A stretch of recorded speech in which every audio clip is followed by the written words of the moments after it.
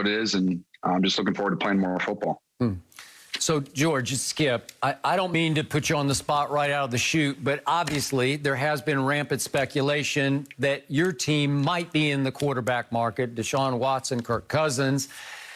Realize how close you are with Jimmy Garoppolo, but do you feel like it's about time to fight Rams fire with fire and maybe think about upgrading at quarterback for your side?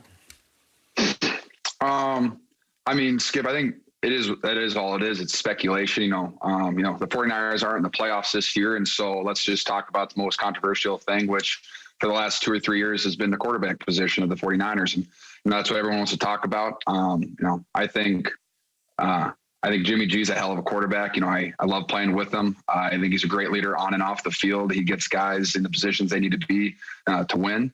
And, whenever he's given the opportunity, I think he plays at a really high level, especially when he's, not injured. Fighting fire with fire. I think my fire is Nick Bosa and Eric Armstead and Fred Warner. And I'm pretty confident in that.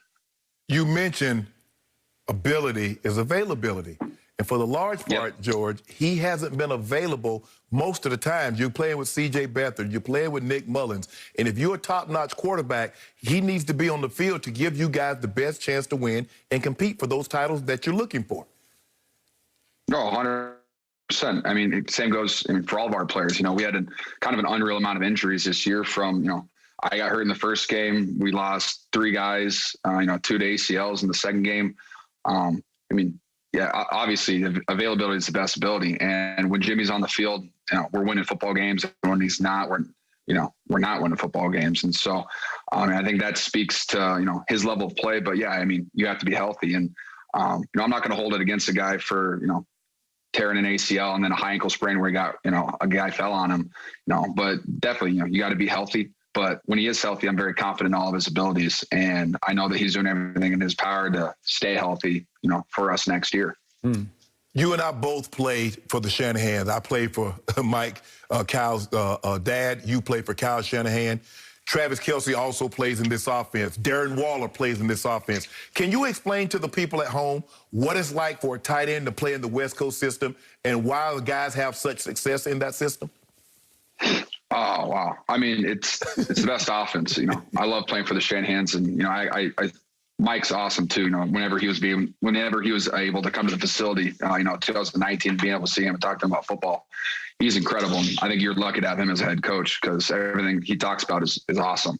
But the tight end position in this offense, all the run plays, all the pass games, it all ties together. And when you're doing well in the run game, the pass game's wide open for you because they kind of lose you. The safeties and the backers have to step up a little bit. So you find those open spots, you find those open spaces.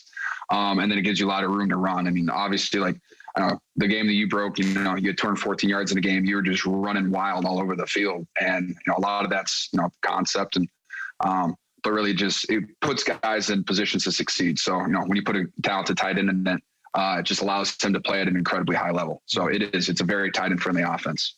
So, George, through this Super Bowl week, we're hearing a lot of discussion about will Travis Kelce pass Gronk as the GOAT tight end? You're in that conversation. You're certainly in the debate. Compare and contrast you and Travis's games. What do you do better than him? What does he do better than you? Skip, I leave the compare and contrasting. That's what you guys do. I just go on the football field and I play. At the end of the day, all I try to do is I try to put my best film on tape. I try to go out there, play at the highest level because, the eye in the sky doesn't lie. And if, my colleagues around the NFL respect me and, they like the way I play the game, that's all that really matters for me. And I get that everyone wants to compare and contrast, but, the comparison's kind of the thief of joy. And I just enjoy, going out there and playing football. And I love watching Travis Kelce play. And, the level he's playing at this year from, breaking the all-time receiving the single season record to averaging like 100 yards a game the last 10 weeks, it seems like, he's just playing at an incredibly high level and an offense that's rolling right now. And it's really fun to see that. So like I said, you can compare and contrast. I think we're both just really good tight ends, both playing at a high level. What do you see between Gronk? Gronk's a little older than you, but what do you see? I mean, between Gronk and Travis, because this is going to be the matchup, and it could play a very, very important role. We know Travis Kelce is going to get his targets. Gronk doesn't get as many targets as he once did in New England, but when you least expect it, he can break the game open. No, 100%. Gronk is all like growing up, or especially like high school, college, all you saw was Gronk playing at the highest level, in playoffs and Super Bowls. And now Travis Kelce's been doing that probably the last 4 years, always playing at a high level in playoffs and now the Super Bowls. And, I think what they both do well is they both play at an incredibly high level consistently throughout the entire game. And whether Gronk's getting 0 targets, he's still making a huge impact in the run game, and they still have to count for him in the pass game. And Travis Kelce is just always open. And, whether that's his route running ability or, his teammates opening up holes for him in zones, the guys, he always finds a way to get open, and Mahomes always finds a way to get him the ball. So they're both just playing at an incredibly high level. And I agree with you. I think it's going to come down to which one of those two guys makes the most plays. That's, going to give the team an advantage, because I think both offenses are pretty high powered, and I think they're both going to put up a lot of points. So, George, as you reflect back, had a year to think about it, digest it, what happened in the fourth quarter of last year's Super Bowl? You guys are up 20-10 really mid-fourth quarter. And then what's the flashpoint? Where did it start to go wrong for you?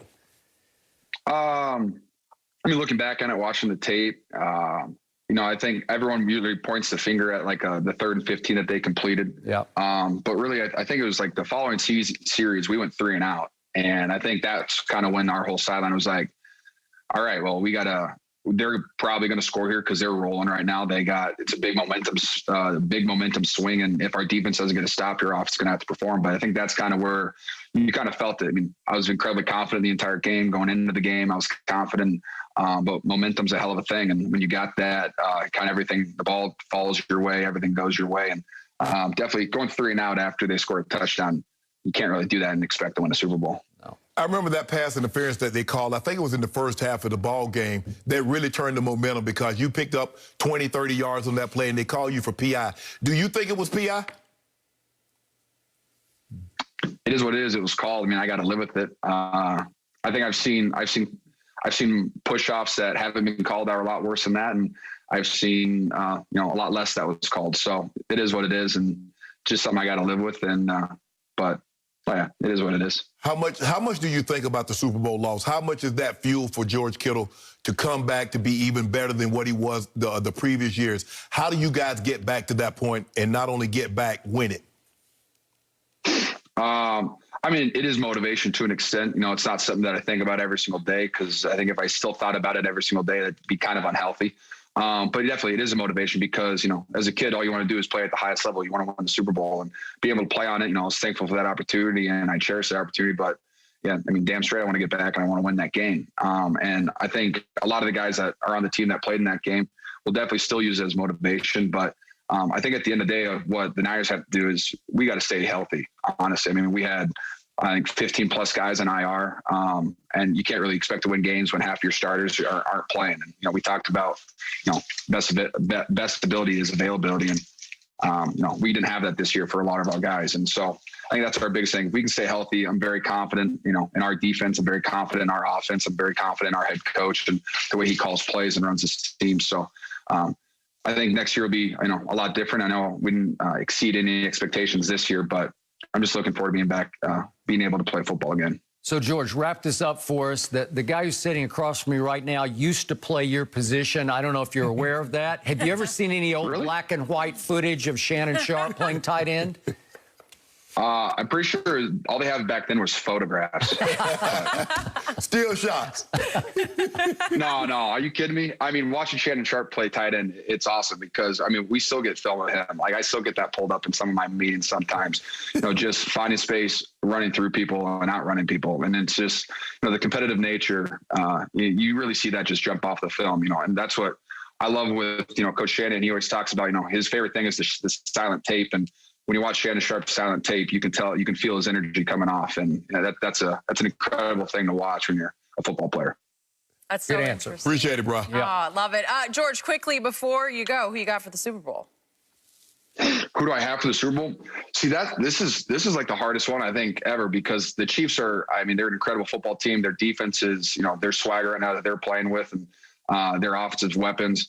But like, how do you go against Tom Brady in the Super Bowl? Like, I know. I don't know. I don't know. I mean, I think.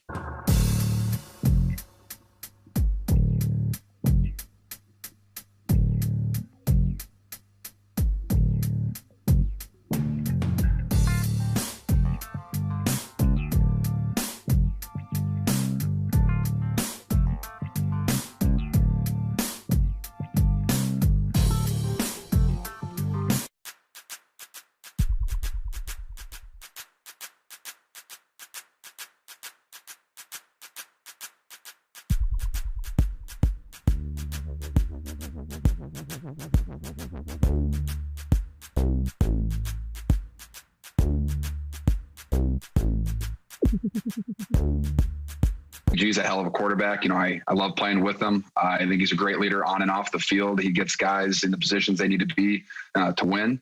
And, whenever he's given the opportunity, I think he plays at a very high level, especially when he's not injured.